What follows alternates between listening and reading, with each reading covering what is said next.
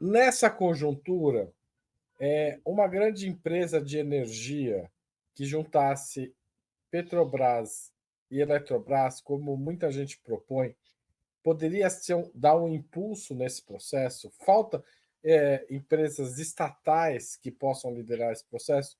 Até porque você deu exemplo na China. Na China é muito comum a participação de grandes empresas estatais ao lado de empresas privadas na produção de equipamentos, né? E equipamentos da área energética. E é um dos países que avançou muito na descarbonização por conta da diretriz estatal, né? Sim. A China, ela tem, além disso, assim, ela tem uma lógica estruturante na política dela. Então, além de você ter a empresa que tem uma parceria com uma empresa privada, uma empresa pública, né, o governo fazendo parcerias com empresas privadas, você tem um forte fomento à pesquisa e desenvolvimento de soluções na área. Então, é um fomento muito importante que faz com que esses processos vão progressivamente barateando, as tecnologias vão melhorando, e daí a China, de um país que, assim, que estava totalmente lá atrás, assim, não tinha nenhuma expertise nisso, se tornou provavelmente o grande polo nos últimos 30 anos. E tem uma outra coisa na China que é importantíssima. Se a gente olhar para essa imagem, você vai ver a produção, mas você vai ver o reflorestamento ao redor. Então, a China alia ao mesmo tempo políticas de transição energética com políticas de reflorestamento. E a China tem um grande programa de reflorestamento, que é um programa de longo prazo, e esse programa ele tá dentro da mesma lógica da política de transição energética, ou seja, ao mesmo tempo que você depende menos dos combustíveis fósseis, você refloresta para aumentar a biomassa e absorver mais CO2 da atmosfera. Então, é uma lógica de enfrentamento às mudanças climáticas em duas, Na frente positiva e na frente negativa, né? exato, em Você duas aumenta a estratégias produção. paralelas.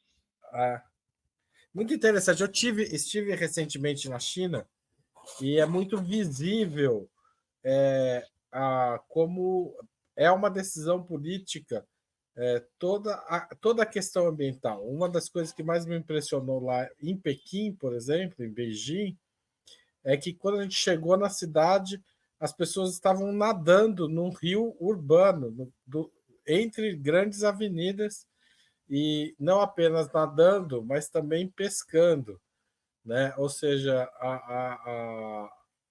numa cidade com milhões de habitantes, muito maior que São Paulo, né? Ou seja, a coordenação do Estado é fundamental para que uma política nacional como essa dê certo. Ela, Sim. qual que é o papel do Estado? Eu falei das estatais, mas tem outros papéis, como o Ministério de Minas e Energia e o governo federal planejam atuar de acordo com a PNTE, a Política Nacional de Transição Energética. Então, quando a gente trabalha a Política Nacional de Transição Energética, de novo, assim, você está falando do exemplo da China, foi muito legal você usar esse exemplo de Beijing. Por quê? Porque a política de transição energética não é só uma política de mudança do perfil industrial ou mesmo de reflorestamento. É uma política que tem um papel muito relevante, muito importante dentro das cidades. As cidades têm um papel essencial nessa política. Então, quando a gente trabalha com transição energética, e nisso eu penso que o Brasil ele tem uma oportunidade que, em certa medida, é até melhor do que a da China. Por quê?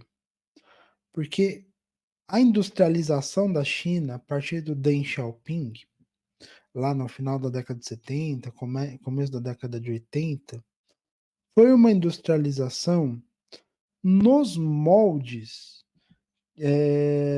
da indústria do século XX, nos moldes da indústria herdeira da indústria soviética, nos moldes de você pegar os processos industriais de países capitalistas e replicar eles dentro do contexto chinês.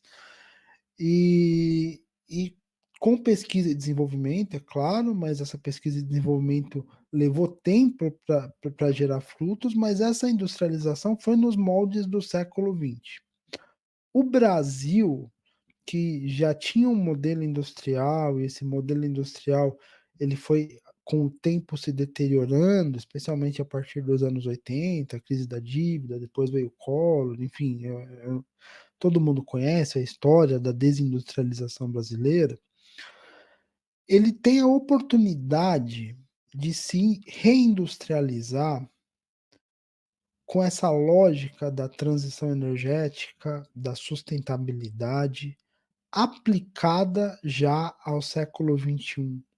Existe uma nova indústria sustentável surgindo no século XXI. E o Brasil pode se reindustrializar nesse novo modelo já. O que faria com que o Brasil tivesse bem menos problemas de adequação do que a China. Porque a China se industrializou nos anos 80, 90, 2000. Daí chegou ali no meio dos anos 2000, eles viram, caramba, Beijing está ficando totalmente cheia de fumaça. Temos um problema ambiental.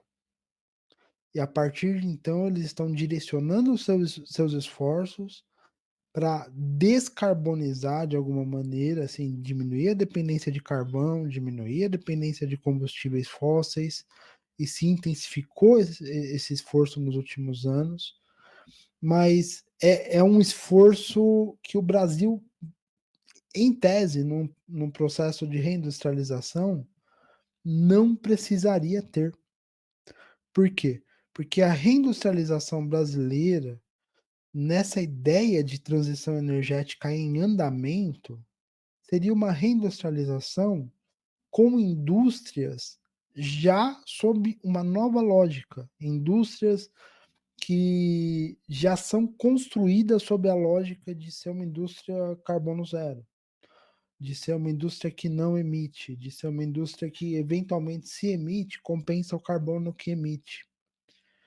Então é um novo momento e é uma nova oportunidade que o Brasil tem de se tornar uma referência, né? E pegar esse soft power que nós ainda temos na área ambiental, apesar da destruição dos biomas desse país, que tem sido feito especialmente nos últimos anos, e construirmos uma nova indústria ambientalmente sustentável, uma nova indústria que pode se tornar uma referência para as indústrias, para processos de reindustrialização mundo afora no decorrer desse século. Ou seja, o que você está dizendo é que assim, o processo de desindustrialização que a gente viveu nos últimos, ou pelo menos de perda de peso da indústria no PIB brasileiro nos últimos anos, pode ser uma oportunidade da gente ter uma indústria mais coerente com as necessidades do nosso tempo agora, né? Sim, é um processo obviamente ruim que aconteceu, mas nós estamos numa situação em que dá para reconstruirmos não do zero a indústria, mas dá para pegarmos o que temos para fazermos uma indústria mais coerente com as nossas necessidades e com o nosso perfil como país. Uma indústria que seja sustentável, uma indústria que seja sustentável, inclusive, em todas as áreas de sua operação. A gente não está falando de uma indústria que só pega e trabalha com a possibilidade de promover de promover a compensação do CO2 que ela produz. A gente está falando de uma indústria que na parte de construção ela vai ser construída com mecanismos, inclusive arquitetônicos, mais sustentáveis, com materiais com menor pegada de carbono, uma indústria que vai produzir coisas que são que são mais sustentáveis também e que então assim todos os processos industriais eles já vão ser construídos a partir de agora de uma maneira mais correta, de uma maneira ambientalmente mais correta. E essa é a oportunidade que a gente tem nesse programa nacional. Assim, existe todo um processo de implementação desse programa, inclusive nas diretrizes, mais uma vez, eu acho que é super importante travar essa luta mesmo por para que essa questão da redução das desigualdades no programa de transição energética seja prático, não seja só uma diretriz, mas é é extremamente importante, extremamente essencial que toda a oportunidade de reindustrialização que o investimento em transição energética vai trazer seja uma oportunidade de reindustrialização em novos moldes, plantas industriais ambientalmente sustentáveis, plantas industriais que não degradem a cidade ao redor, como nós tivemos na industrialização que o Brasil teve aí a partir dos anos 50. A gente tem um cenário de locais, especialmente nos arredores das grandes metrópoles, que estão degradados até hoje por plantas industriais que hoje são áreas contaminadas. Eu sou da BC Paulista, eu sei que tem bastante disso na BC Paulista ainda. E para evitar esse cenário, agora a gente tem oportunidade de recomeçar e de fazer da maneira correta. Uma maneira que, assim, não dá nem para falar que, por que que isso não foi feito antes? Antes você não tinha tecnologias e não tinha capacidade de fazer as coisas da maneira correta, e você também não tinha, lá na década de 50, 60, o conhecimento que a gente tem em relação à contaminação do solo, em relação à poluição, em relação ao efeito de gases de efeito estufa, né? Então você não tinha esse acúmulo de conhecimento e essa necessidade de equilibrar emissões para que nós não soframos ainda mais com tudo que está acontecendo com o clima. Para encerrar essa conversa, a gente tinha posto uma imagem de Pequim suja, né, num dia de poluição extrema no passado, e uma imagem mais recente, né? Ou seja, que a cidade se construiu, boa parte desses prédios que aparecem na tela aí são novos, e se reconstruiu a partir dessa cena, que era uma cena comum em Pequim, hoje ela não é comum, né? A cidade está poluída, a quantidade de carros, bicicletas, carros elétricos, carros híbridos e bicicletas e motocicletas elétricas na cidade é impressionante.